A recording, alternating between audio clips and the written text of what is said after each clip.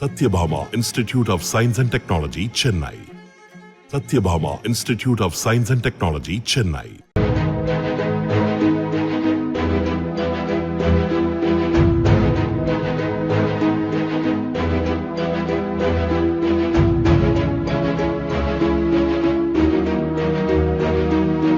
திண்டுக்கல் மாவட்டம் கொடைக்கானலுக்கு நேற்று தூத்துக்குடியிலிருந்து 6 இளைஞர்கள் இருசக்கர வாகனங்களில் வந்துள்ளனர். இங்குள்ள தனியார் விடுதியில் தங்கி சுற்றுலா தலங்களை கண்டு ரசித்துள்ளனர்.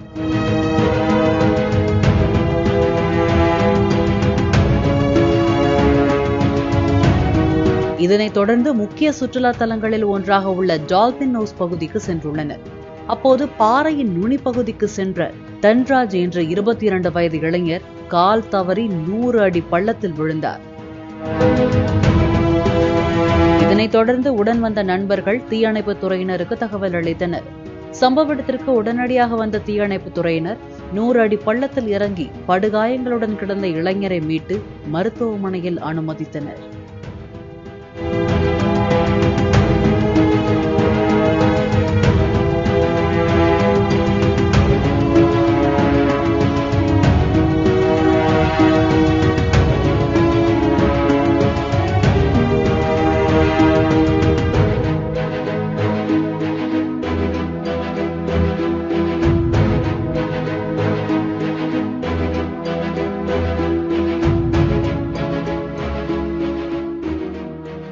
Satyabhama Institute of Science and Technology, Chennai.